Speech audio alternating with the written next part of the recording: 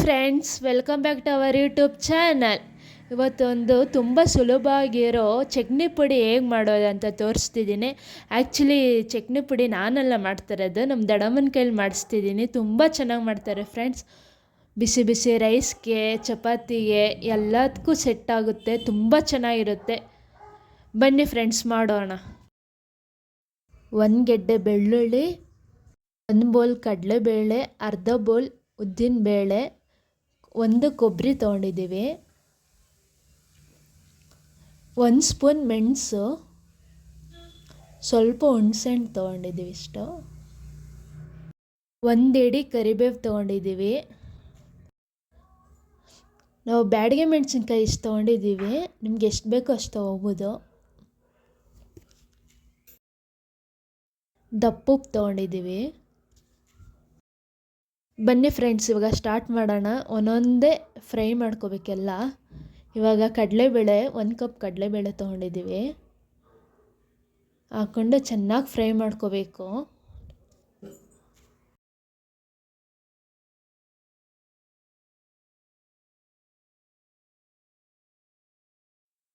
ನೋಡಿ ಫ್ರೆಂಡ್ಸ್, ಈ ಥರ ಆಗೋ ತನಕನೂ ಚೆನ್ನಾಗಿ ಫ್ರೈ ಮಾಡ್ಕೋಬೇಕು. ಇದನ್ನು ಇವಾಗ ಸಪ್ರೇಟ್ ತಟ್ಟೆಗೆ ಹಾಕೋತಿದ್ದೀನಿ. ನೆಕ್ಸ್ಟು ಉದ್ದಿನಬೇಳೆ ಹಾಕೋತಿದ್ದೀನಿ. ಇವಾಗ ಇದನ್ನು ಅಷ್ಟೇ, ಉದ್ದಿನಬೇಳೆನೂ ಚೆನ್ನಾಗಿ ಫ್ರೈ ಮಾಡ್ಕೋಬೇಕು. ಇದೇ ಥರ ಎಲ್ಲ ಒಂದೊಂದೇ ಫ್ರೈ ಮಾಡ್ಕೋಬೇಕು ಫ್ರೆಂಡ್ಸ್, ಎಲ್ಲ ಜೊತೆಲಿ ಫ್ರೈ ಮಾಡ್ಕೊಳ್ಳೋಂಗಿಲ್ಲ. ನೋಡಿ ಫ್ರೆಂಡ್ಸ್, ಕಲರ್ ಚೇಂಜ್ ಆಗಿದೆ. ಇವಾಗ ಈ ಕಲರ್ ಬರೋ ತನಕನೂ ಚೆನ್ನಾಗಿ ಫ್ರೈ ಮಾಡ್ಕೋಬೇಕು. ಇವಾಗ 1 ಟೇಬಲ್ ಸ್ಪೂನ್ ಮೆಣಸು ತೊಗೊಂಡಿದ್ದೀವಿ. ಇದನ್ನು ಅಷ್ಟೇ ಚೆನ್ನಾಗಿ ಫ್ರೈ ಮಾಡ್ಕೋಬೇಕು. 3 ಮಿನಿಟ್ಸ್ ಫ್ರೈ ಮಾಡಿಕೊಂಡ್ರೆ ಸಾಕು ಫ್ರೆಂಡ್ಸ್. ಇವಾಗ 1 ಗೆಡ್ಡೆ ಬೆಳ್ಳುಳ್ಳಿನ ಫ್ರೈ ಮಾಡ್ಕೋತಿದ್ದೀವಿ. ನೋಡಿ ಫ್ರೆಂಡ್ಸ್, ಈ ಥರ ಚೆನ್ನಾಗಿ ಫ್ರೈ ಆಗಿದೆ. ಇವಾಗ 1 ಇಡಿ ಕರಿಬೇವು ಹಾಕ್ಕೋಬೇಕು. ಇದು ಅಷ್ಟೇ ಟೈಮ್ ಹಿಡಿಯುತ್ತೆ ಒಂದು ಸ್ವಲ್ಪ ಕರಿಬೇವು ಫ್ರೈ ಮಾಡೋಕ್ಕೆ, ಯಾಕಂದರೆ ಗರಿ ಗರಿ ಆಗಬೇಕು. ಅಲ್ಲಿ ತನಕನೂ ಚೆನ್ನಾಗಿ ಫ್ರೈ ಮಾಡ್ಕೋಬೇಕು. ನೀವೊಂದು ಸ್ವಲ್ಪ 2 ಇಡಿ ಹಾಕ್ಕೊಳ್ಳಿ ಕರಿಬೇವು. ನಮ್ಮ ಮನೇಲಿ ಸ್ವಲ್ಪ ಇತ್ತು, ಅದಕ್ಕೆ ಇಷ್ಟೇ ತೊಗೊಂಡಿದ್ದೀವಿ. ತುಂಬ ಚೆನ್ನಾಗಿರುತ್ತೆ ಕರಿಬೇವು ಹಾಕ್ಕೊಂಡ್ರೆ. ಇನ್ನೊಂದು ಸ್ವಲ್ಪ ಗ್ರೀನ್ ಬರುತ್ತೆ ಚಟ್ನಿ ಪುಡಿ. ನೋಡಿ ಫ್ರೆಂಡ್ಸ್, ಇವಾಗ ಆಗಿದೆ ಗರಿ ಗರಿ, ಈ ಥರ ಆಗಬೇಕು.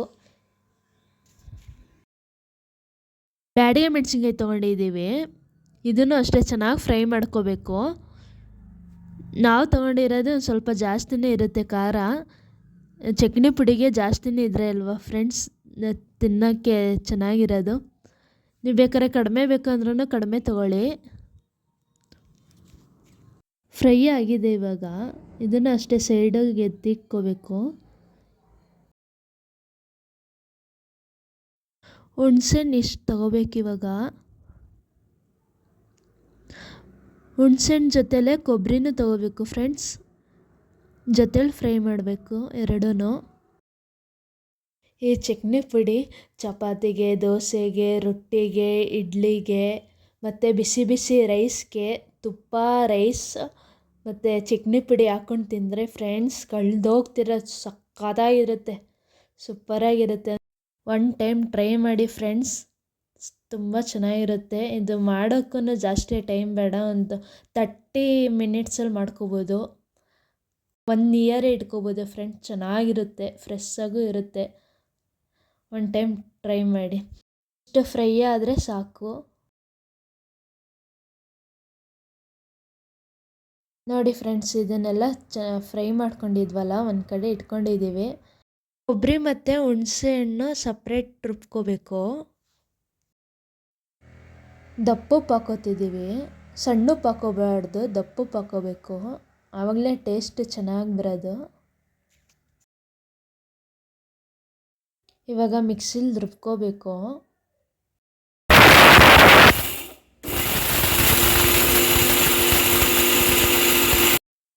ನೋಡಿ ಫ್ರೆಂಡ್ಸ್, ಇವಾಗ ಚೆನ್ನಾಗಿ ರುಬ್ಕೊಂಡಿದ್ದೀವಿ ಎಲ್ಲ. ಸ್ವಲ್ಪ ಪೌಡರ್ನ ಸ್ವಲ್ಪ ಮಿಕ್ಸಿ ಒಳಗಡೆ ಹಾಕ್ಕೊಂಡು ಇವಾಗ ಎಲ್ಲ ಕೊಬ್ಬರಿ ಎಲ್ಲ ಹಾಕ್ಕೊಂಡು ಚೆನ್ನಾಗಿ ಪೇಸ್ಟ್ ಮಾಡ್ಕೋಬೇಕು. ಕೊಬ್ಬರಿ ಯಾಕೆ ಲಾಸ್ಟಲ್ಲಿ ಪೇಸ್ಟ್ ಮಾಡ್ಕೋತೀವಿ ಅಂದರೆ, ಕೊಬ್ಬರಿ ಅದು ತುರ್ತುರಿ ಇರುತ್ತಲ್ಲ, ಚೆನ್ನಾಗಿ ಗ್ರೈಂಡ್ ಆಗಲ್ಲ ಅಂತ ಲಾಸ್ಟಲ್ಲಿ ಪೇಸ್ಟ್ ಮಾಡ್ಕೋತೀವಿ.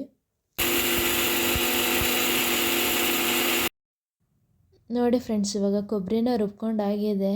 ಇವಾಗ ಇದಕ್ಕೆಲ್ಲ ಹಾಕ್ಕೊಂಡು ಎಲ್ಲ ಚೆನ್ನಾಗಿ ಮಿಕ್ಸ್ ಮಾಡ್ಕೋಬೇಕು. ಚಟ್ನಿ ಪುಡಿ ಇಸ್ ರೆಡಿ ಫ್ರೆಂಡ್ಸ್. ತುಂಬ ಚೆನ್ನಾಗಾಗಿದೆ, ಸೂಪರಾಗಿದೆ. ಇವಾಗಲೇ ಹೋಗಿ ಟ್ರೈ ಮಾಡಿ. ಮತ್ತು ಇದು 1 ಇಯರ್ ತನಕನೂ ಇಟ್ಕೋಬೋದು, ಚೆನ್ನಾಗಿರುತ್ತೆ. 30 ಮಿನಿಟ್ಸ್ ಸಾಕು ಫ್ರೆಂಡ್ಸ್ ಮಾಡೋಕ್ಕೆ, ಅಷ್ಟು ಕಷ್ಟನೂ ಇಲ್ಲ ಮತ್ತು ಈಸಿನೂ ಮಾಡೋದು, ಬೇಗ ಮಾಡ್ಕೋಬೋದು ನಾವು. Okay friends, bye. ಈ ರೆಸಿಪಿ ಇಷ್ಟ ಆಗಿದರೆ ಪ್ಲೀಸ್ ಲೈಕ್ ಮಾಡಿ, ಶೇರ್ ಮಾಡಿ and subscribe to my channel.